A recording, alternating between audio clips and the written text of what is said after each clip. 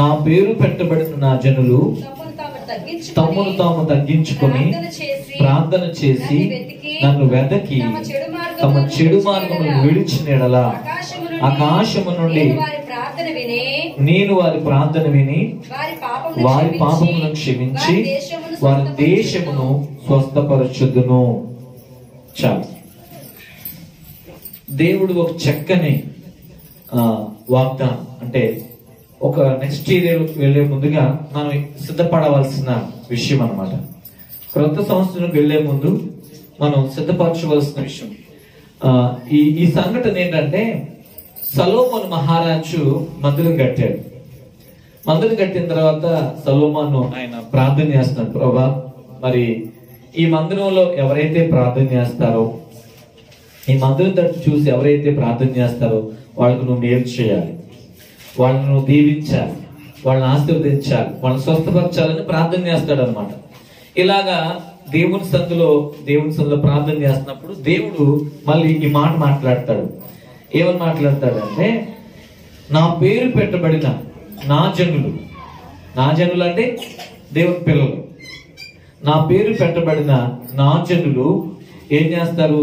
తమను తాము తగ్గించుకొని ప్రార్థన చేసి నన్ను వెదకి ఏం చేయాలి? తమ చెడు మార్గములను విడిచిన యెడల ఆకాశము నుండి నేను వారి ప్రార్థన విని వారి పాపములను క్షమించి వారి యొక్క దేశమును స్వస్థపరచుదును. ఇక్కడ గమనించాల్సిన విషయం ఏంటంటే, మనము 4 పనులు చేయాలి. 4 పనులు చేస్తే ఆయన తప్పకుండా ప్రతిఫలం ఇస్తాడు. ఏంటి అవి అంటే, ఆయన చెప్తున్న మొట్టమొదటి మాట ఏంటంటే తగ్గించుకోవాలి అన్నాడు. ఆయన ఏం చేయాలంట? తగ్గించుకోవాలి. ఇప్పుడు గనక మనం తగ్గించుకుంటే, బైబిల్ గ్రంథంలో ఉన్న మాట అంటే, తను తాను తగ్గించుకున్నవాడు ఎప్పుడు కూడా ఏమవుతాడు? హెచ్చింపబడతాడు. మనం ఎప్పుడు కూడా మనకి ఎంత ఉన్నా, మనకి చాలా ఆస్తి ఉండొచ్చు, లేకపోతే ధనం ఉండొచ్చు, లేకపోతే బంగారం ఉండొచ్చు, లేకపోతే హోదా ఉండొచ్చు, అందం ఉండొచ్చు, జ్ఞానం ఉండొచ్చు, తెలివితేటలు ఉండొచ్చు, బలం ఉండొచ్చు, బలము ఉండొచ్చు, ఏది ఉన్నా కూడా మనం దేవుని దగ్గర మనం ఎప్పుడు కూడా ఎలా ఉండాలంటే తగ్గించుకునే ఉండాలి. ఎప్పుడైతే మనం తగ్గించుకుంటామో దేవుడు ఎప్పుడు కూడా మనల్ని ఏం చేస్తా ఉంటాడు? హెచ్చిస్తానే ఉంటాడు. ఒకవేళ మనం తగ్గించుకోలేదనుకోండి, మనం ఏమవుతాం? తగ్గింపబడతాం. మనం హెచ్చించుకుంటే ఏమవుతాం? తగ్గింపబడతాం. కాబట్టి ఎప్పుడు కూడా తగ్గించుకుంటేనే మనం హెచ్చింపబడుతూనే ఉంటాం. అందుకని మనం ఒకవేళ తగ్గించుకోలేదనుకోండి, మనలో ఏముంటుందంటే గర్వం ఉన్నట్లే. ఎవరు తగ్గించుకోరంటే గర్విష్ఠులు మాత్రమే తగ్గించుకోరు. ఇప్పుడు ఒకవేళ మనం తగ్గించుకోలేకపోతే మనం ఏమై ఉన్నట్టు? గర్వించినట్లు. అందుకని బైబిల్ గ్రంథంలో గర్విష్ఠుడా నేను నీకు విరోధిని అంటాడు ఆయన. కాబట్టి గర్విష్ఠులకు దేవుడు ఎప్పుడు కూడా ఎలా ఉంటాడంటే విరోధిగానే ఉంటాడు. దేవుని హస్తం ఎప్పుడు వ్యతిరేకంగా ఉంటది. దేవుడు ఎప్పుడు కూడా గర్విష్ఠులకు వ్యతిరేకంగా ఉంటాడు. కాబట్టి మనం ఎప్పుడు కూడా గర్వించకూడదు, ఎప్పుడు కూడా హెచ్చించుకోకూడదు. మనం కొన్న దేని బట్టి జ్ఞానం ఉండొచ్చు, బాగా చదువు ఉండొచ్చు, మంచిగా ప్రార్థన చేయొచ్చు, మంచి పాటలు పాడొచ్చు, వాక్యం చెప్పొచ్చు. ఏది చేసినా కూడా మనం దేన్ని బట్టి కూడా ఏం గర్వించకూడదు, హెచ్చించుకోకూడదు. మనం ఎప్పుడు కూడా ఏముండాలంటే తగ్గించుకునే ఉండాలి. కాబట్టి ఆ తగ్గింపు ఎప్పుడైతే మనలో ఉండదో దేవుడు మనల్ని క్రమేణా ఏం చేస్తా ఉంటాడు? హెచ్చిస్తా ఉంటాడు. లూకాసు వార్త 18వ అధ్యాయంలో ఒక సంఘటన, యేసు ప్రభువు వారు ఒక సంఘటన చెప్తారు. దేవాలయంలోకి 2 వ్యక్తులు వెళ్తారనమాట. వెళ్ళి వాళ్ళు ప్రార్థన చేస్తూ, ఒక ఆయన ఎలా ప్రార్థన చేస్తున్నాడంటే, దేవా నేను ఏం చేస్తున్నాను ఒకసారి చూద్దాం. ఒకసారి లూకాసు వార్త 18వ అధ్యాయం 12వ వచనం చదువుదాం ఒకసారి. 10 నుంచి చదవండి. ప్రార్థన చేయుటకై 2 మనుషులు దేవాలయంకు వెళ్ళిరి. వారిలో ఒకడు పరిసయ్యుడు, ఒకరు సుంకరి. పరిసయ్యుడు అనే వ్యక్తి ఉన్నాడు. ఇతను ఏం చేస్తున్నాడు? దేవాలయంలోకి వెళ్ళాడు. వెళ్ళి నిలబడి ఏం చేస్తున్నాడు అంట? దేవా నేను చోరులను, అన్యాయస్తులను, వ్యభిచారులనైనా ఇతర మనుషుల వలనైనను ఈ సుంకర వలన ఉండనందుకు నీకు కృతజ్ఞతాస్తులు చెల్లించుచున్నాను. వారమునకు 2 మార్లు ఉపవాసము చేయొచ్చు, సంపాదన అంతటిలో 10వ వంతు చెల్లించుచున్నానని తనలో తాను ప్రార్థించుచుండెను. అయితే సుంకరి దూరంగా నిలబడి ఆకాశం వైపు కనులెత్తి ధైర్యం చాలక రొమ్ము కొట్టుకొనొచ్చు, దేవా పాపినైన నన్ను కరుణించుమని పలికెను. అతని కంటే ఇతడు నీతిమంతుడుగా తీర్చబడి తన ఇంటికి వెళ్ళని నీతో చెప్పుచున్నాను, తన్ను తాను హెచ్చించుకున్నవాడు తగ్గింపబడును, తన్ను తాను తగ్గించుకున్నవాడు హెచ్చింపబడునని చెప్పాను. దేవునికి స్తోత్రం, హల్లెలూయా. ఇప్పుడు ఇద్దరు వ్యక్తుల నుంచి ఆయన ఒక ఉదాహరణ చెప్పారు. ఆయన ఒక వ్యక్తి ఏమో ఏమంటున్నాడంటే, నిలబడి నేను వారానికి 2 సార్లు ఉపవాసాలు ఉంటున్నాను, ఇవి చేస్తున్నాను, అవి చేస్తున్నాను, దశభాగాలు ఇస్తున్నాను, అవి చేస్తున్నాను, ఇవి చేస్తున్నాను. చాలా నువ్వు చేసేది మంచిదే. నువ్వు ఏది చేసినా ఎవరి కోసం చేస్తున్నావు? దేవుని సేవ కోసం, దేవుని పరిచర్య కోసం, దేవుని కోసం చేస్తున్నావు. ఏది చేసినా నువ్వు నీ గొప్పతనం ఏం కాదు, దేవుడు కోసం నువ్వు చేస్తున్నావు. దేవునికి ఇచ్చాడు ఆధిక్యత. కాబట్టి దాన్ని బట్టి నువ్వు దేవుని స్తుతించాలి, కానీ ఎప్పుడూ గర్వించకూడదు. ఇతను ఏమన్నాడు, నేను ఆళ్ళకలాగా ఉండట్లేదయ్యా, నేను ఎలా ఉంటున్నాను నీకు తెలుసు కదా, నేను ఎలా చేస్తున్నాను అలా చేస్తాను, ఇట్లా తనకు తాను పొగుడుకుంటున్నాడు, తన గొప్పతనాన్ని చెప్పుకుంటున్నాడు. కాబట్టి నీ గొప్పతనం దేవుడికి అవసరంలా. నువ్వెన్ని చేసినా కూడా తక్కువే. దేవుడు చేసిన మేలుల్లో మనం ఏం చేసినా కూడా తక్కువే అన్నమాట. అందుకే భక్తుడు అంటాడు, నేనేమి ఇవ్వగలుగుతాను? 116వ కీర్తనలో ఏమంటాడంటే, నేనేమి ఇవ్వగలుగుతాను నువ్వు చేసిన మేలులను బట్టి చూస్తే? నేనేమి చేయలేను, కానీ ఒకటి మాత్రం చేయగలుగుతానంటే, రక్షణ పాత్రను చేతపుచ్చుకొని మాత్రం నీ దగ్గరికి వస్తాను. ఎందుకనంటే నాలో అంత గొప్పతనం లేదు. ఎందుకంటే అన్ని నీయే. మన ఏమైనా ఉన్నాయంటారా? మన ఏం లేవు, అన్ని ఆయన ఇచ్చినాయే. కాబట్టి మనలో ఏముంటది, ఎప్పుడు కూడా నాది అన్న మనసు ఉంటుంది. నాది, నీదేం కాదు. ఏది ఇచ్చినా మనకి ఏది ఉన్నా సరే ప్రభుదే, అది దేవుందే. దేవుని ద్వారానే మనం పొందుకున్నాం, దేవుడు మనకు అనుగ్రహించాడు. కాబట్టి మనం గుర్తుపెట్టుకోవాల్సిన విషయం, ప్రభా నువ్వు ఇచ్చావు, నీకు వందనాలయ్యా. ఏ ఆధిక్యత ఇచ్చినా అది దేవుని బట్టే స్తుతించాలి తప్ప ఎప్పుడు కూడా మనం ఏం చేయకూడదు, గర్వించకూడదు, అహంకారంగా ఉండకూడదు. కాబట్టి అందుకనే ఎప్పుడు ఏం తగ్గించుకునే ఉండాలంట. మనకి ఏది ఉన్నా కూడా తగ్గించుకునే ఉండాలి. ఒకవేళ తగ్గించుకొని లేకపోతే ఏమవుతాం అంటే చాలా నష్టపోతాం. దాని విషయంలో జరిగిన విషయం ఏంటంటే, ఒకసారి ఒక రాజు, హిజ్కియా రాజు, దేవుడు అతన్ని ప్రేమించి అతన్ని ఏం చేస్తాడంటే హెచ్చించాడు. చక్కగా ఎంత హెచ్చించాడంటే చాలా సమృద్ధినిచ్చాడు. తర్వాత ఏం చేశాడంటే అన్ని విషయాల్లో సహాయం చేస్తాడు, ఆయనకి ప్రాణభిక్ష పెట్టాడు.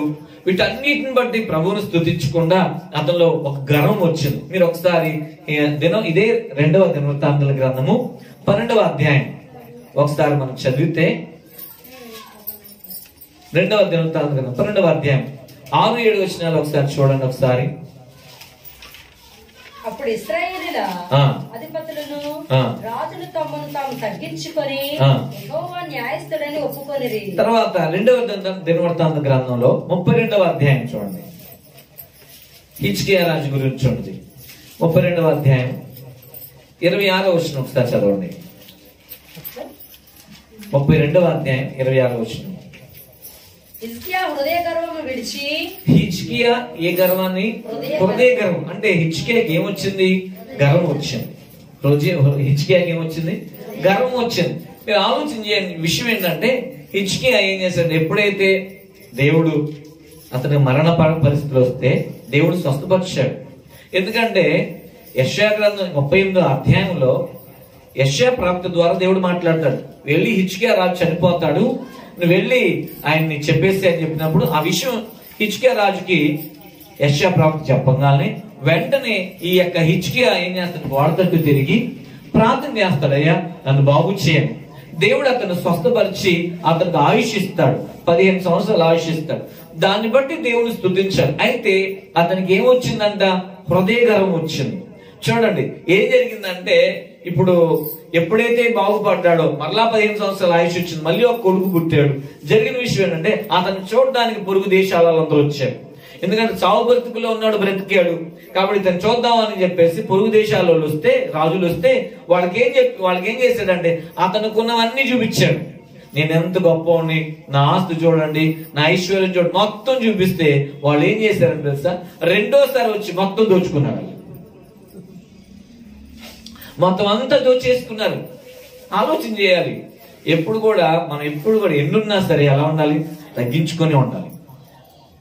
అన్ని ఉన్న ఆకు ఎప్పుడు ఎలా ఉండాలంట? అణిగి మణిగే ఉండాలి. ఎప్పుడు మనం తగ్గించుకున్నామా మనం హెచ్చింపబడతాం, మనం గర్వించామా ఉన్నదంతా పోయింది. ఇప్పుడు జరిగిన విషయం ఏంటి చూడండి, ఏం చేశాడు? తనంతా చూపించుకున్నాడు, మాకు ఎంత ఆస్తి ఉంది, నాకు ఎన్ని ఉన్నాయి, నా ధనాగారం ఎంత ఉందో చూసారా అంటే ఏం జరిగింది? నెక్స్ట్ టైం ఏం చేశారు తెలుసా? మొత్తం అంతా దోచేసుకున్నారు. దేవునికి వ్యతిరేకమే అయిపోయాడు, మనుషులకు వ్యతిరేకం అయిపోయాడు.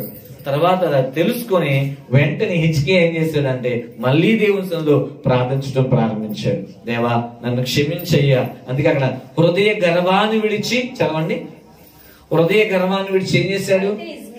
అయితే హిజ్కియా మనసును గర్వించి తనకు చేయబడిన మేలుకు అతని మీదకి యూదా యెరూషలేములో వారి మీదకి కోపము రాగా హిజ్కియా హృదయ గర్భము విడిచి తనను యెరూషలేము కాపురస్తులను తమను తాము తగ్గించుకునేది కనుక హిజ్కియా దినములలో యెహోవా కోపము జనుల మీదకి రాలేదు. చూసారా, రాజు చేసిన పాపానికి ప్రజల మీద కూడా శాపం వచ్చింది. కాబట్టి ఎప్పుడు కూడా ఏ గర్వం ఉండకూడదు? హృదయ గర్వం ఉండకూడదు. నువ్వెంత టాలెంటెడ్ అయినా, నువ్వు బాగా జ్ఞానవంతురాలు అయినా, నువ్వు మంచిగా చదువుకున్నా, నీకెంత యోగ్యత ఉన్నా, ధనం ఉన్నా, ఐశ్వర్యం ఉన్నా, ఏదున్నా సరే, ఎన్ని ఉన్నా అన్ని సున్నానే. ఏది మనతో రాదు, అది గుర్తుపెట్టుకోవాలి. దేన్ని బట్టి కూడా మనం ఏం చేయకూడదు? హెచ్చించకూడదు, అతిశయించకూడదు. అతిశయించేవాడు ప్రభువుని బట్టి అతిశయించాలి, దేవుని బట్టి స్తుతించాలి. నీలో స్తుతి రావాలి తప్ప మనం ఏం చేయకూడదు? గర్వించకూడదు, హెచ్చించుకోకూడదు. హెచ్చించుకున్నామా మనం ఎప్పుడు కూడా పైకి రాలేం. చాలా తగ్గించుకోవాలి. యేసుక్రీస్తే మనకు ఉదాహరణ. యేసు ప్రభు ఏ విధంగా తగ్గించుకున్నారు? ఫిలిప్పీయులకు రాసిన పత్రిక 2వ అధ్యాయం 8వ వచనంలో ఉన్న మాట. ఆయన ఎంత తగ్గించుకున్నారంటే పరలోకంలో ఆయన మంచి హోదా ఉంది, సింహాసనం మీద కూర్చుంటాడు ఆయన. కొన్ని కోట్లాది దూతలు వచ్చి ఎప్పుడు కూడా ఆయన పొగుడుతూ ఉంటారు. అలాంటి దేవుడు భూమి మీద ఒక సామాన్యుడిగా ఈ లోకంలోకి వచ్చి సామాన్య మానవుడిగా మానవ రూపాన్ని ధరించి చాలా తగ్గించుకున్నాడు ఆయన. ఇంకా ఎక్కడ పుట్టాడు ఆయన? ధనవంతుల ఇంట్లో పుట్ల, చాలా పేద కుటుంబంలో పుట్టాడు. మీకు మరియా యోసేపుల గురించి ఒక విషయం చెప్పాలి. వీళ్ళు ఎంత పేదవాళ్ళు అంటే వీళ్ళ గురించి ఒక లిస్ట్ తీస్తే ధనికులు, పేదరికం ఇలా లిస్ట్ చూస్తేనంటే చాలా పేదవాళ్ళకన్నా పేదవాళ్ళు అంటే వీళ్ళు. ఈ మరియా యోసేపులు పేదవాళ్ళకన్నా నిరుపేదలు. పేదలు కాదు, నిరుపేదలు అంటే అర్థం ఏంటి? పేదవాళ్ళకన్నా పేదలు అని అర్థం అక్కడ. ఎందుకంటే 8వ రోజు సున్నతి చేసేటప్పుడు గొర్రెనో మేకను బలివ్వాలి. కానీ వీళ్ళు ఏం తీసుకెళ్లారో తెలుసా? 2 పావురాలు తీసుకెళ్లారు. సున్నతి చేసేటప్పుడు యేసు ప్రభు వారికి 8వ రోజు వచ్చినప్పుడు సున్నతి చేయాలి. ఆ సున్నతి చేయడానికి తీసుకెళ్ళినప్పుడు గొర్రెనో లేక మేకనో బలివ్వాలి. గొర్రె మేక చాలా ఖరీదైంది, కానీ వాళ్ళు అది ఇవ్వలేదు. ఏమిచ్చారు? 2 పావురాలు తీసుకెళ్లి బలించారు. పావురాలు అంటే ఎంత పేదోళ్ళు అయితే పావురం తీసుకెళ్తారు. ఈ రోజు మనం అర్థం చేసుకోవాల్సిన విషయం ఏంటంటే అంత పేద కుటుంబంలో ఆయన జన్మించాడు. ఒకటి. రెండోది ఆయన గమనించారు, ఎక్కడ పడుకోబెట్టారు ఆయన? సత్రంలో ఖాళీ లేకపోతే పశుశాలలో ఒక తొట్టులో పడుకో అంటే చూడండి ఎంత విచారం అంటే అంత తగ్గించుకొని ఆయన ఈ విధంగా భూమి మీదకి రావడానికి కారణం. ఆలోచన, ఆయన అంత తగ్గించుకున్నాడు కాబట్టి ప్రపంచం అంతా కొనియాడబడుతుంది. ఇప్పుడు ఆయన దేవునికి స్తోత్రం, హల్లెలూయా. ప్రపంచం అంతా కొనియాడబడడానికి కారణం ఒకటే, ఆయన తగ్గింపు జీవితం. ఆయన మాదిరి చూపించి వెళ్ళిపోయాడు. ఏ మానవుడైతే ఆ విధంగా తగ్గించుకుంటాడో అలాంటి మానవుని దేవుడు ఏం చేస్తాడు? హెచ్చిస్తాడు. కాబట్టి నువ్వు ఏదైనా సరే ప్రతి విషయంలో కూడా నువ్వు ఏమేమి అవ్వాలంటే తగ్గించుకోవాల్సిందే. ఎప్పుడైతే తగ్గించుకుంటామో ప్రభు మనల్ని ఏం చేస్తాడు? హెచ్చిస్తూనే ఉంటాడు. రెండో విషయం ఏంటంటే, ఒకటి తగ్గించుకోవాలి, రెండోది మనం చేయాల్సిన పని ఏంటో తెలుసండి? ప్రార్థన చేయాలి. ఒకటి తగ్గించుకోవాలి, రెండోది ఏం చేయాలి? ప్రార్థన చేయాలి. ఎటువంటి ప్రార్థన ఎప్పుడు చేయాలి అంటే, దావీదు గారు రోజుకి 7 సార్లు ప్రభువుని స్తుతించేవాడు. కానీ 3 సార్లు ప్రభువుని ప్రతిరోజు 3 సార్లు ప్రార్థన చేస్తాడు. ఉదయం, మధ్యాహ్నం, సాయంకాలం. ఇప్పుడు ప్రార్థన ఎప్పుడు క్రమంగా ఉండేది. కీర్తన గ్రంథం చూడండి, 55వ కీర్తన 17వ చరణంలో దావీదు గారు అక్కడ చక్కని మాట్లాడింది. 55వ కీర్తన 17వ చరణంలో ఆయన సాయంకాలమును, ఉదయమును, మధ్యాహ్నమును ఏం చేస్తానంటే ఆయన సాయంకాలమున, ఉదయమున మధ్యాహ్నం అన్నాడు. అక్కడ 3 పూట్లు కూడా ఏం చేస్తాడంట ఆయన? ధ్యానిస్తూ మొరపెడతా ఉంటాడు. ఎవరికి? దేవుడికి. ఎప్పుడు ప్రార్థన, రోజుకి 3 సార్లు ప్రార్థన చేయడం సామాన్య విషయం కాదు. అక్కడ మనం ఏమో ప్రార్థన చేస్తున్నా ఎక్కడ ఖాళీ ఉండదు మాస్టర్ గారు, అస్సలు ఖాళీ ఉండట్లా. ఎంత బిజీ ఏంటంట? Busy busy busy. 2 మనుషులు ఉన్నప్పుడు అదే చెప్తారు, 4 ఉన్నవాళ్ళు అదే చెప్తారు, 10 మంది ఉన్నవాళ్ళు అదే చెప్తారు. ఏం చెప్తారు? ఒక మాట ఏం చెప్తారు? బిజీ. ఏం లేదు, ఖాళీ లేదు. ఖాళీ లేకుండా అన్నం తినేస్తున్నాం, ఖాళీ లేకుండా మన పనులన్నీ చేసుకున్నాం, ఖాళీ లేకుండా పక్కన వాళ్ళతో కబుర్లు చెప్పుకున్నాం, ఖాళీ లేకుండా అన్ని జరిగిపోతున్నాయి. మరి నీకు ఇంకేమో ఇన్ని పనులు పెట్టుకున్నాం కదా, ఇంకెక్కడ ఖాళీ ఉంటుంది మనకి? అవునా కదా? అందుకే మనం ఏం చేయలేకపోతున్నాం. మనుషులతో మాట్లాడడానికి టైం ఉంది, ప్రభువుతో మాట్లాడడానికి టైం లేదు. నీ సొంత పనులు చేసుకోవడానికి టైం ఉంటుంది, ప్రభుతో మాట్లాడడం టైం లేదు. ప్రార్థన అంటే ఏంటి? ప్రభుతో మాట్లాడటమే నువ్వు చేయాల్సిన పని. ప్రభుతో అంటే ప్రభు కన్నా మనుషులు ఇంపార్టెంట్ అయిపోతారు మనకప్పుడు. అంటే నువ్వు ప్రార్థన చెయ్యట్లేదు అంటే అర్థం ఏంటి? మనం ప్రభు కన్నా మనుషుల్ని ఇంపార్టెంట్ పెట్టుకున్నాం. అందుకే ప్రభు మాట్లాడడానికి సిద్ధంగా ఉన్నాడు. నువ్వు ఆగవయ్యా, ఇక్కడ మా పక్కింటి ఆవుతో చాలా బిజీగా ఉన్నాను. అందుకే ప్రభు అంటే ఎక్కడున్నాడు చెప్పమంటారా? అందుకే ప్రభు లోపలికి రావట్లా. ఎక్కడ ఉన్నాడు? ఎప్పుడు కూడా మన ప్రకటన గ్రంథం 3వ అధ్యాయం 21వ వచనంలో ఉన్న మాట ఏంటంటే, ఇదిగో నేను తలుపునొద్ద నుండి తట్టుచున్నాను, ఎవడైనా నా స్వరం వింటే. ఎక్కడ వింటారు? ఆయన అరుస్తున్నాడు. ఏమని అరుస్తున్నాడు? సామెతల గ్రంథం 8వ అధ్యాయంలో, జ్ఞానం లేని వారులారా, నేను జ్ఞానం ఘోషిస్తుంది, వీధుల్లో ప్రకటన చేస్తుంది, వినిపించుకునేవాడు కనబడట్లా. మాట్లాడదామంటే కనబడట్లేదు ఆయన. ఎందుకనంటే నువ్వు ఎక్కడ బిజీ అయిపోయావు? పక్కింటి వాళ్ళతో బిజీ అయిపోయావు, ఎదురింటి వాళ్ళతో బిజీ అయ్యావు, ఫోన్ లో బిజీ అయిపోయావు, స్నేహితులతో బిజీ అయిపోయావు. అందుకని ఖాళీ లేదు. ఎవరితో మాట్లాడడానికి?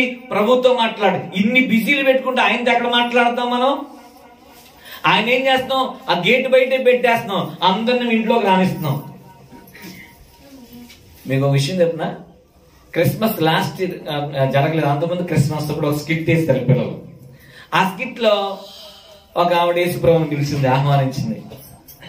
యేసుప్రభుని ఇన్వైట్ చేసింది. జాగ్రత్త వినండి.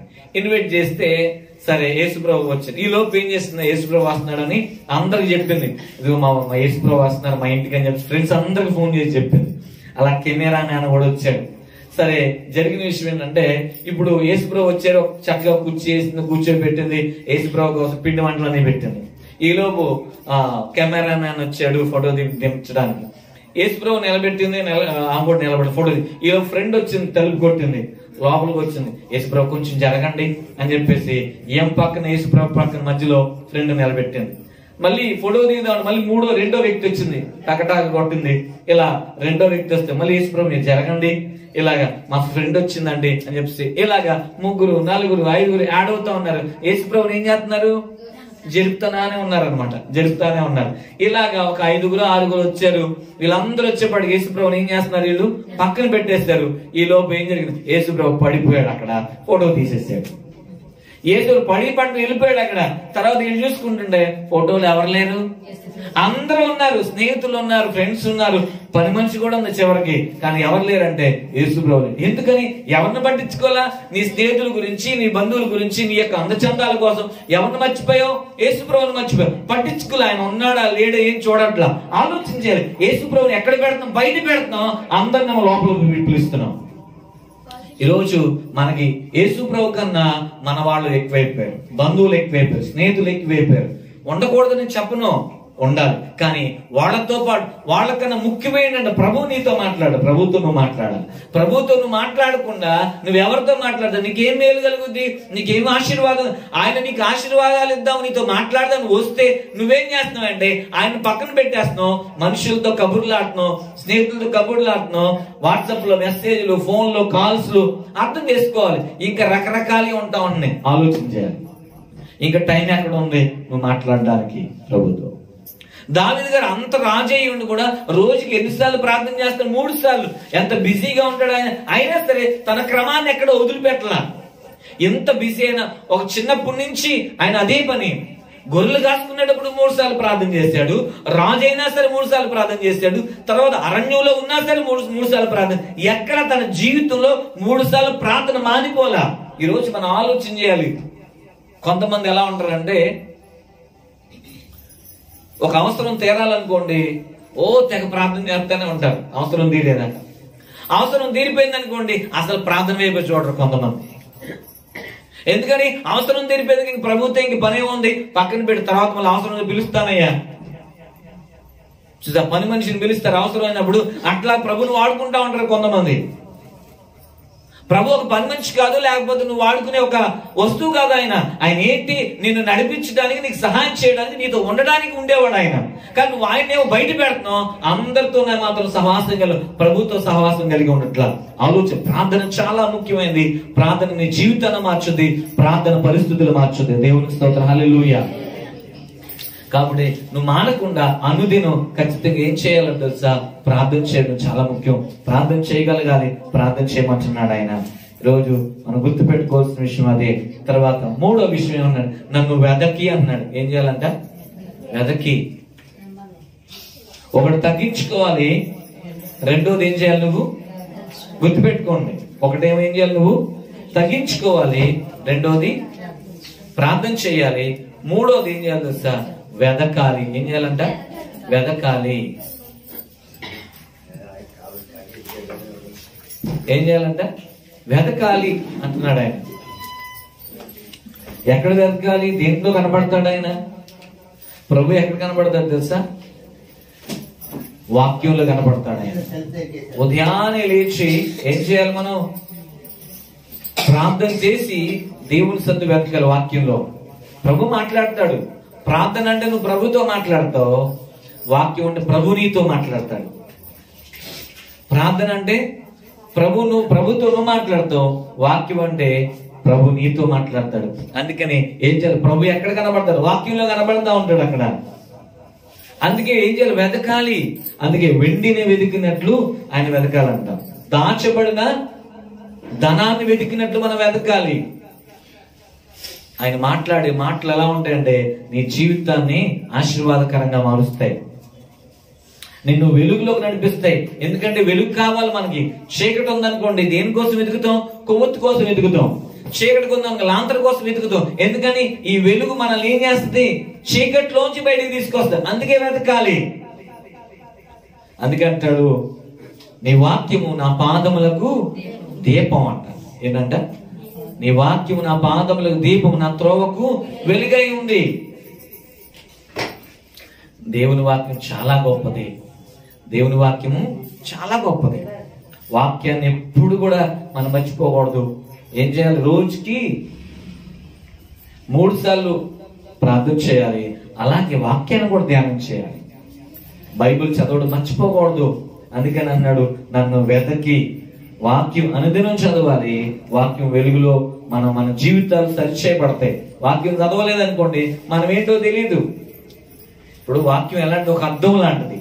నువ్వు కనుక వాక్యం దగ్గరికి రాలేదనుకోండి, నేను అంత మంచివాడిని, నాలో ఏమి లేదనుకుంటాం. కానీ ఎప్పుడైతే వాక్యం దగ్గరికి వస్తామో, వాక్యం ఏం చేస్తాం? మనలో ఉన్న ఏదైతే లోపాలు ఉంటే వాటిని సరిచేయబడతాం. అంతేగాని మనం ఒకవేళ ప్రార్థన చేయలేదనుకోండి, మన వాక్యం చదవలేదనుకోండి, వాక్యం ఎప్పుడైతే మనం చదవమో మనకేం తెలియదు. మనమేమన్నా నేనంతా బాగానే ఉన్నాను అనుకుంటాం. అద్దం దగ్గరికి వెళ్ళకపోతే నేనంతా బాగానే ఉన్నాను అనుకుంటాం. లేకపోతే అద్దం దగ్గరికనే వెళ్ళాలి. ఎవరైనా నీకు చూపి చెప్పాలి ఏమని? నీలో ఉన్న లోపాన్ని. కాబట్టి ఈరోజు గుర్తుపెట్టుకోవాలి. అందుకే ఖచ్చితంగా మనం ప్రభువుని వెతికే వారిగా ఉండాలి, ఆయన మాటలు వెతికే వారిగా ఉండాలి. నాలుగోదిగా ఏమంటారు? చెడుతనాన్ని విడిచిపెట్టాలి. ఏం చేయాలంట? ఒకటి గుర్తుపెట్టుకోండి, 4 గుర్తుపెట్టుకోండి. ఒకటి తగ్గించుకోవాలి. చెప్పండి అందరూ, తగ్గించుకోవాలి.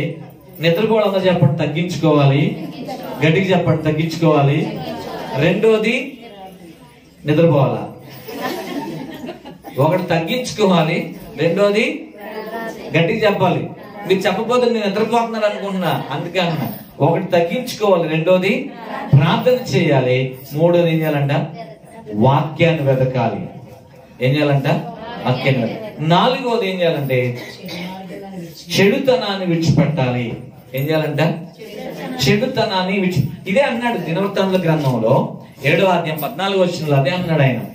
తమను ఎవరైతే తగ్గించుకొని ప్రార్థన చేసి నన్ను వెతికి తమ చెడు మార్గమును విడిచిన ఎడల, చూసారా? అంటే ఏం చివరిగా మనం చేయాల్సిన 4వ పని ఏంటంట? 4వ పని ఏంటి? చెడుతనాన్ని విడిచిపెట్టాలి. ఓకే, ఇప్పటి వరకు సంవత్సరం వరకు ఏదో ఒక చెడ్డ లక్షణం మనలో ఉందేమో, ఏదో ఒక చెడ్డ లక్షణం మనలో ఉందేమో. ఆ చెడ్డ లక్షణాన్ని ఏం చేయాలి? మనం ఇప్పుడుతో వదిలిపెట్టేయాలి. కొత్త సంవత్సరంలో చెడ్డ మనసుతో వెళ్ళబాకండి, చెడ్డ ఆలోచనలతో వెళ్ళొద్దు, చెడ్డ తలంపులతో వెళ్ళొద్దు మనం. కాబట్టి ఎక్కడ వదిలిపెట్టుకోవాలి? ఈ పాత సంవత్సరంలోనే వదిలేసుకోవాలి. మనం ఇల్లు మారుతాం కదా, కొత్త ఇంట్లోకి వెళ్ళడమో లేకపోతే అద్దెంట్లోకి ఇంకో ఇల్లుకి వెళ్ళేటప్పుడు అన్ని సామాన్లు సర్దుతాం. సర్దినప్పుడు కొన్ని ఏం చేస్తాం? కొన్ని వదిలిపెట్టేస్తాం. వదిలిపెట్టరా కొంతమంది? వదిలిపెట్టేస్తాం కదా. ఏ వదిలిపెడతాం చెప్పండి? పనికిరానివి అయితే ఏవైతే ఉండే అవన్నీ వదిలిపెట్టేస్తాం. అంటే దాన్ని దేనికి సాదృశ్యం? చెత్త, పనికిరాదు కదా. వదిలేసి ఏం చేస్తాం? మనకు అవసరమైన వాటితో వెళ్తాం. కాబట్టి ఇప్పుడు కూడా మనం ఈ పాత సంవత్సరంలో ఈ పాత ఇంట్లో నుంచి కొత్త ఇంట్లోకి వెళ్తున్నాం. మనం ఈ పాత ఇంట్లో ఏం వదిలిపెట్టాలి? ఒకసారి మీరు ఊడ్చుకోవాలి, మీరు అంటే సరి చేసుకోవాలి. ఏది చెత్తో దాన్ని వదిలిపెట్టేసి ఈ సంవత్సరం వదిలిపెట్టేసి కొత్త సంవత్సరానికి వెళ్ళేటప్పుడు వాటితో వెళ్ళొద్దు. మళ్ళీ అక్కడ కూడా చెత్తే ఉండదు. అందుకే ఏం చేయాలన్నాడు? ఈ చెత్తను ఈ సంవత్సరం వదిలిపెట్టాలి, కొత్త సంవత్సరంలోకి మనం అడుగు పెట్టగలగాలి. గమనించాలి, ఆ చెత్త ఏంటో ఒకసారి మనం సరి చేసుకోవాలి. ఒక చిన్న విషయం, ఒక చిన్న చెత్త ఉండదు చాలా మందిలో. ఏంటి ఆ చెత్త అంటే బైబిల్ గ్రంథంలో చూద్దాం. కీర్తన గ్రంథం 37వ కీర్తన 8వ చరణం. కీర్తన గ్రంథం 37వ కీర్తన 8వ చరణం ఏమని ఉంది అక్కడ? చదవండి ఒకసారి. కోపం మానము, ఆగ్రహం విడిచిపెట్టుము. చాలు. కోపం అనేది ఒకటి అండర్లైన్ చేసుకోండి. ఆగ్రహం, కోపం ఏం మానాలంట? కోపము మానము అన్నాడు. ఎందుకని కోపం గురించి అన్నాడు? అది కీడుకే కారణం అంట. కోపం దేనికి కారణం అంట? కీడు చేస్తుంది మనల్ని. కోపం వల్ల ఏం కలుగుతుంది? మనకు వచ్చే నష్టం ఏంటంటే కీడు కలుగుతుంది. అందుకని చాలా ఒక సామెత కూడా, తన కోపమే తన శత్రువు. చూసారా? నాలుడు అది, తన కోపమే తన శత్రువు అని. అంటే కోపం చాలా భయంకరమైనది. అందుకని ఒకవేళ కోపం వస్తేనంట, నీ కోపం ఎప్పుడు అయిపోవాలి? సూర్యుడు అస్తమించేలోపు అయిపోవాలంట. మీకు అర్థమైందా? సూర్యుడు అస్తమించేలోపు నీ కోపం మానిపోవాలి. 2వ రోజులోకి నీ కోపంతో వెళ్ళకూడదు. నువ్వు కోపాన్ని అప్పుడే విడిచిపెట్టాలి. ఏ వ్యక్తితోనైనా, భర్తతో కోపం ఉన్నా, భార్యతో కోపం, పిల్లలతో కోపం ఉన్నా, వెంటనే కోపం నుంచి విడిచిపెట్టేసి సమాధాన పడాలి. ఈ కోపం చాలా భయంకరమైనది. కొంతమంది కోపం ఎలా ఉంటుంది? కొంతమంది ముక్కు మీద కోపం అంటారు కదా. ముక్కు మీద కోపం వాళ్ళకి ఎక్కడ చెమట పట్టుద్దో తెలుసా? ముక్కు మీదే పట్టుద్ది చెమట. ముక్కు మీద కోపం ఉన్న వాళ్ళకి ముక్కు మీద చెమట పట్టుద్ది. ఆ చెమట చూసి ఇది ముక్కు మీద కోపం ఉందిరా అంటే ఊరికినే చిన్న విషయానికి కోపం వస్తుంది. కొంతమంది కారణం లేకుండా కోపం వస్తుంది. కొంతమంది కోపంలో ఏం చేస్తారో తెలీదు, ఏం మాటలు వస్తాయో తెలియదు. ఒకసారి ఇద్దరు భార్య భర్తలు పోట్లాడుకుంటున్నారు. ఆ భర్త ఏం లేదు, కోపంలో చేతి ఇలా అన్నాడు అంతే. కోపంలో చేతి ఆ వెళ్ళి గబుక్కున ఆ యొక్క మంచానికి కోళ్ళు ఉంటాయిగా, ఒక కోడికి తగిలి తగలడం మళ్ళీ లెగల. ఏంటని చూస్తే చనిపోయింది. ఏం చేయలే అతను, చేత్తో ఇలా ఎదిలిచ్చాడు అంతే.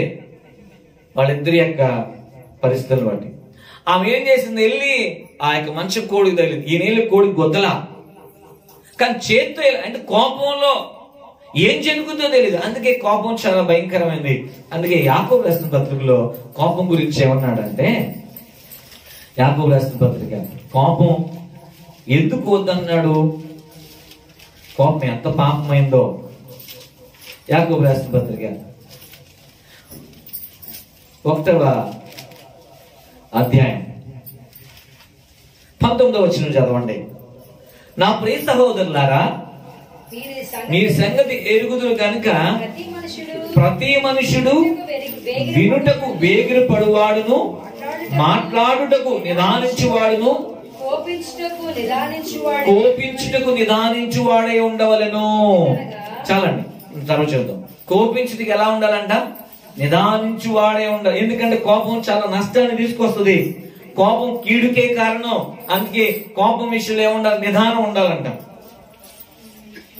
చాలా జాగ్రత్తగా ఉండాలి. తొందరపడి కోపపడకూడదు.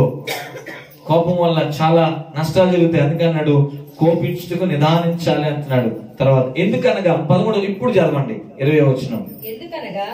ఎందుకనగా దేవుని నరుని కోపము దేవుని నీతిని నెరవేర్చదు. అదండి, ఎందుకు కోపాన్ని విడిచిపెట్టాలి, ఎందుకు కోపాన్ని మనం ఉంచుకోకూడదు, ఎందుకు కోపం రాకుండా చూసుకోవాలంటే నరుని కోపం ఏం చేస్తుంది? దేవుని నీతిని నెరవేర్చదు అన్నాడు ఆయన.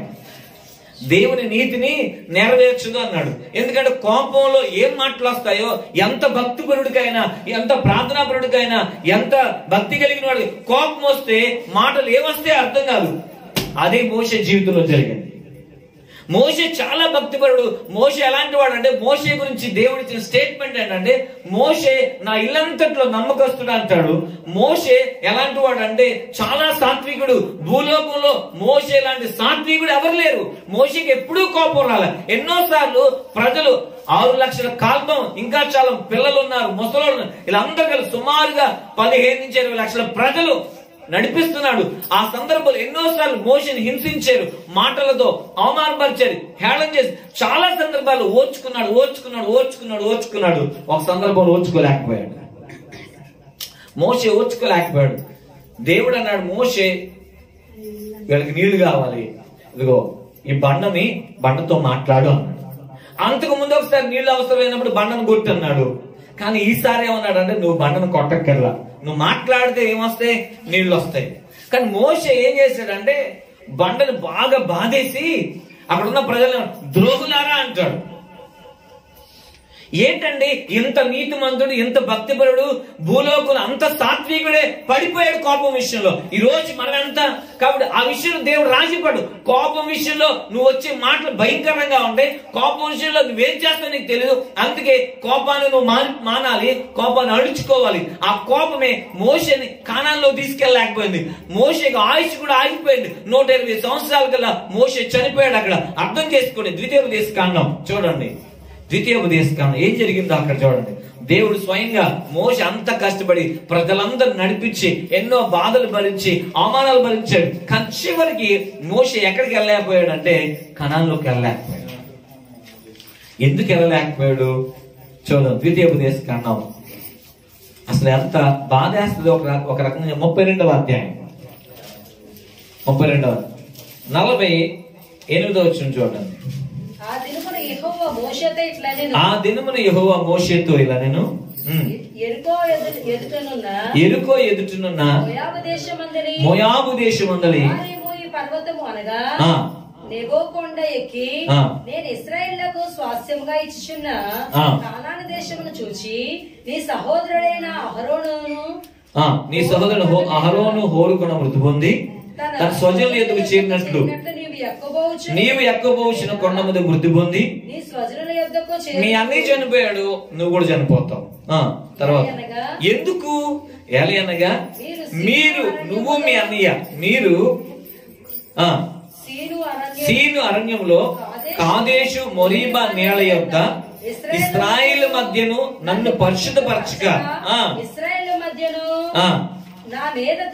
నా మీద తిరుగుబాటు చేసిరి. ఎదురుగా ఆ దేశం చూచినవు గాని నేను ఇశ్రాయేలుకి ఇచ్చిన ఆ దేశంలో నీవు ప్రవేశించవు. అంతే. ఆలోచన చేయాలి. ఇంత నీతిమంతుడు, ఎంత పరిశుద్ధుడు చివరికి కోపం విషయంలో తప్పు చేసేసాడు. అందుకనే మనం నెక్స్ట్ ఇయర్ లోకి వెళ్తున్నాం. అందుకే ఏం చేయాలంట? కోపాన్ని విడిచిపెట్టాలి. అదే అంటున్నాడు. కోపం వల్ల అది కీడికే చాలా నష్టం ఉంది. అందుకని ఇదే కీర్తనలో 38వ కీర్తన 3వ చరణంలో ఈ కోపం వల్ల ఇంకొక నష్టం కూడా రాయబడింది. అక్కడ చూడండి ఒకసారి. కీర్తన 38వ కీర్తన 3వ చరణం. అక్కడ అంటాడు ఆయన, చూడండి నీ కోపాగ్ని వలన ఆరోగ్యము విడిచిపోయాను. ఏం చేసింది? ఏం పోయిందంట?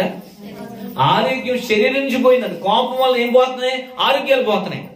కోపం వల్ల ఏం పోతున్నాయంట? ఆరోగ్యం కూడా ఉంటుంది. ఎందుకంటే కోపం వచ్చేప్పుడు బీపీ పెరుగుద్ది. బీపీ పెరిగితే రకరకాల జబ్బులు వస్తాయి, రకరకాల అనారోగ్యాలు వస్తాయి కోపం వల్ల. అందుకే అక్కడ దేవుని వాక్యం అనారోగ్యాలు రావడానికి కారణం కోపమేనంట, జబ్బులు రావడానికి కారణం కోపమేనంట. అందుకనే నువ్వేం ఉంచుకోకూడదు అంటే కోపం ఉంచుకోకూడదు. కోపం రాకుండా చూసుకో. నువ్వెంత ప్రశాంతంగా ఉంటావు అంత ఆరోగ్యంగా ఉంటావు. దేవుడికి స్తోత్రం, హల్లెలూయా. నువ్వు ఎంత ప్రశాంతంగా ఎంత నెమ్మదిగా ఉంటావు అంత ఆరోగ్యంగా ఉంటావు నువ్వు. ఒకసారి నిద్రపోయాడు దేవుడికి స్తోత్రం చెప్పండి, హల్లెలూయా.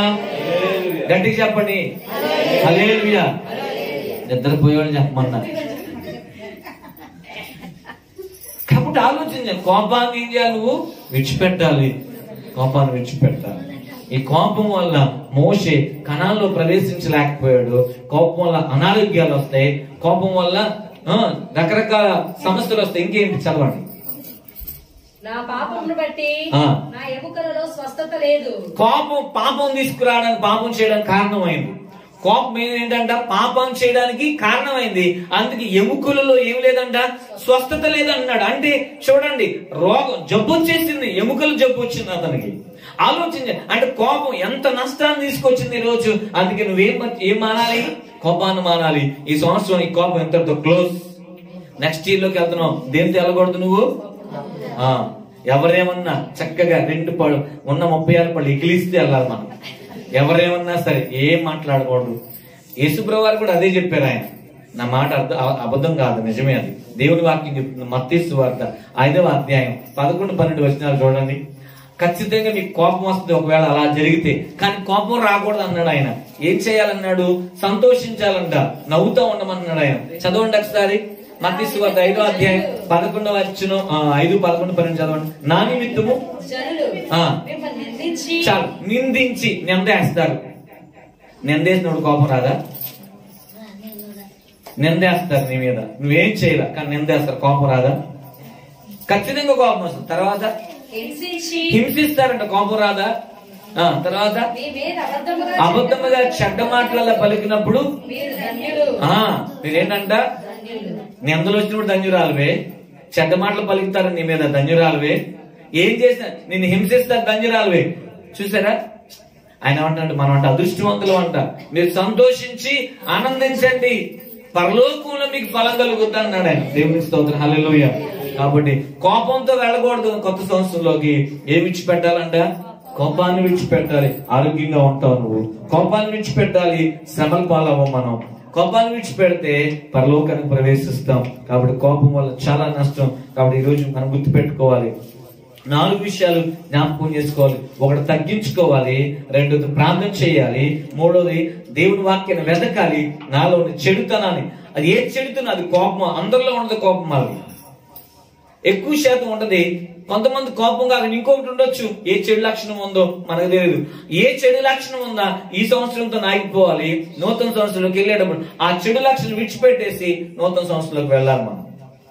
కాబట్టి గుర్తుపెట్టుకోండి. అప్పుడు తర్వాత ఏమన్నాడంటే దినవృత్తాంత గ్రంథం 7:14 మళ్ళీ ఒకసారి అది చదువుదాం. ముగింపులోకి వచ్చేసాను నేను. నా పేరు పెట్టబడిన నా జనులు తమను తాము తగ్గించుకొని ప్రార్థన చేసి నన్ను వెతికి తమ చెడు మార్గములను విడిచిన ఎడల ఆకాశము నుండి నేను వారి ప్రార్థన విని వారి పాపములను క్షమించి వారి దేశమును స్వస్థపరిచుదురు. 3 ఆశీర్వాదాలు చెప్పాడు అక్కడ జరగబోయే. నువ్వు ఇలా చేస్తే నీకు 3 ఆశీర్వాదాలు ఇస్తానన్నాడు. 1 నీ ప్రార్థన వింటాను అన్నాడు. తర్వాత పాపాలు క్షమిస్తానన్నాడు. తర్వాత స్వస్థతనిస్తానన్నాడు ఆయన. ప్రార్థన చాలా ముఖ్యమైన. ప్రార్థన వినాలి. ప్రార్థన ఎంత గొప్పదో. ప్రార్థన మానకూడదు మనం. ప్రార్థన తప్పకుండా చేయాలి. ఒక సంఘటన మీకు చూపిస్తాను. ప్రార్థన ఎంత గొప్ప పని చేస్తుందంటే ఇది చెప్పేసి నేను ముగిస్తాను. ఒక ప్రాంతం మన భారతదేశంలోనే ఇక్కడే అరకు ప్రాంతంలో ఊజా అనే ఒక గ్రామం ఉంది. ఏ ఊరది? ఊజా. దాదాపుగా ఇప్పుడు మరి వెహికల్స్ వెళ్తున్నాయి లేవు, కానీ ఒక 1997 ఆ టైంలో వెహికల్స్ వెళ్ళడానికి కూడా ఆ ఊర్లోకి వెహికల్స్ వెళ్లే పరిస్థితి కాదు. అక్కడ ప్రజలు ఎలా ఉండేవాళ్ళు అంటే చాలా ఆదిమ వాసులు అనమాట. అంటే చూడండి, వస్త్రధారణ కూడా సరిగ్గా ఉండదు వాళ్ళకి. అంటే బట్టలు మేము కట్టుకోవాలి ఫుల్ గా అనేది కూడా లేదు. స్టీఫెన్ అనే ఒక పాస్టర్ గారు అక్కడ సేవ చేస్తున్నారు అప్పట్లోనే. అయితే విషయం ఏంటంటే, ఒక పాస్టర్ గారు ఒక వాక్యం చెప్పడానికి ఆ ఊరు వెళ్ళారు. ఊరు వెళ్ళిన తర్వాత ఆ ఊర్లో ఎంతమంది ఉంటారు? సుమారు 450 మంది ఉంటారు ఆ ఊరి అంతట్లో. ఆ ఊరి అంతట్లో ఎంతమంది ఉంటారు? 400 మంది, 450 మంది, అంతకన్నా ఎక్కువ ఉంటారు. అయితే ఈ నెల్లే టైంకి ఈ పాస్టర్ గారు 90 ఏళ్ళు వెళ్ళినప్పుడు 450 మంది ఉంటారు అనమాట. అయితే విషయం ఏంటంటే, 3 రోజులు మీటింగ్ పెడితే ఆ 3 రోజుల మీటింగ్ కి దాదాపుగా 300 మంది, 350 మంది వచ్చేవాళ్ళు అనమాట. వాళ్ళు ఎలాగంటే ఉదయాన్నే పెడతారు ప్రార్థన, లేకపోతే ఉదయం 6 గంటలకి ప్రార్థన పెట్టి 8 గంటలకు ముగిస్తారు. మళ్ళీ సాయంత్రం 4 గంటలకు పెట్టి 6 గంటలకు ముగిచ్చేస్తారు. ఎందుకంటే పెందలాడే వాళ్ళు పనులకు వెళ్ళిపోతారు, మళ్ళీ పెందలాడే మరి పడుకుంటారు అనమాట. అందుకని వాళ్ళ ప్రాంతంలో తెల్లవారుజామున 6 నుంచి 8ంటికి, సాయంత్రం 4 నుంచి 6 వరకే ఉంటాయి. అయితే ఈ పాస్టర్ గారు ఈ వాక్యం చెప్పడానికి వెళ్ళిన పాస్టర్ గారు అక్కడున్న పాస్టర్ గారిని అడిగారు, ఏమండి ఆ ఊర్లో అందరూ రక్షింపబడ్డారు, ఆ ఊర్లో అందరూ క్రైస్తవులే, ఆ ఊర్లో అందరూ క్రైస్తవ, ఊరు మొత్తం కూడా క్రైస్తవులే. అయితే ఈ పాస్టర్ గారు అడిగారు, ఈ ఊరంతా కూడా ప్రభువు నమ్మటానికి కారణం ఏంటంటే ఆయన చెప్పుకొచ్చారు, నేను 11 సంవత్సరాలు ఇక్కడికి వచ్చిందంటే సేవకి. 11 సంవత్సరాలు అప్పుడు ఏమైందంటే ఒక 11 మంది మారు మనసు పొందారు. 11 మంది మారు మనసు పొందితే వాళ్ళలో ఒక అమ్మాయి, ఒక అబ్బాయి యవనస్తులు అసలు వివాహం చేయాలి వాళ్ళకి అని చెప్పేసి నిర్ణయించుకొని ఒక అబ్బాయి, ఒక అమ్మాయిని మాట్లాడి వాళ్ళ తల్లిదండ్రులు ఒప్పించి పెళ్లి చేశాడు ఆయన. ఆ పెళ్లి చేసే ముందు ఏం జరిగిందంటే, ఆ ఊరికి పెద్ద ఒక ఆయన వచ్చి, ఆ ఊరికి పెద్ద దొర అనమాట, వచ్చి మాస్టర్ గారు పెళ్లి చేయబాకండి, పెళ్లి చేస్తే మా ఊరి దేవత చెప్పింది, వాళ్ళొక దేవత ఉంది, వాళ్ళ కుల దేవత, మా దేవత చెప్పింది వీళ్ళు కనుక పెళ్లి చేస్తే చచ్చిపోతారని అనగానే ఈ పాస్టర్ గారు అవన్నీ నమ్మలేదు, పెళ్లి చేసేసి పెళ్ళైన అరగంటకి చచ్చిపోయారు వాళ్ళతో. పెళ్ళైన అరగంటకి ఇద్దరు చచ్చిపోయారు. ఇప్పుడు చూడండి వాళ్ళు ఏం చెప్పుకుంటారు, చూసారా మన దేవత గొప్పది, చూసారా మన దేవత చెప్పింది అలా జరిగిపోయింది అని చెప్పేసి వాళ్ళు బాగా సంబరాలు చేసుకున్నారు.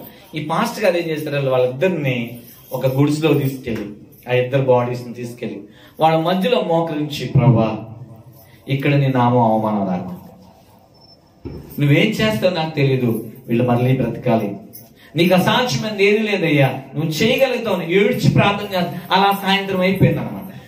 మధ్యాహ్నం ప్రార్థన చేస్తున్నాడు ఆయన, సాయంత్రం దాకా ప్రార్థన చేస్తానే ఉన్నాడు. సాయంత్రం 6 ఆ టైం అయింది, వీళ్ళిద్దరు ఒకరి దగ్గర ఒకరు తుమ్మారంట. దేవుడి స్తోత్రం, హల్లెలూయా. చూడండి, వాళ్ళిద్దరిని ఆ యొక్క గుడిసెలోంచి బయటికి తీసుకొచ్చాడు ఆయన.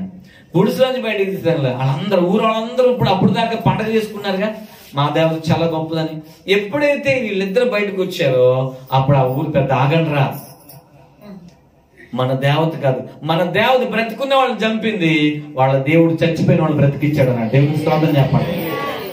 అందువలన ఆ కారణం చేత ఆ గ్రామం అంతా మార్చబడ్డారు అనమాట. ఈ రోజు ఆలోచన, ప్రార్థన అంత గొప్పది.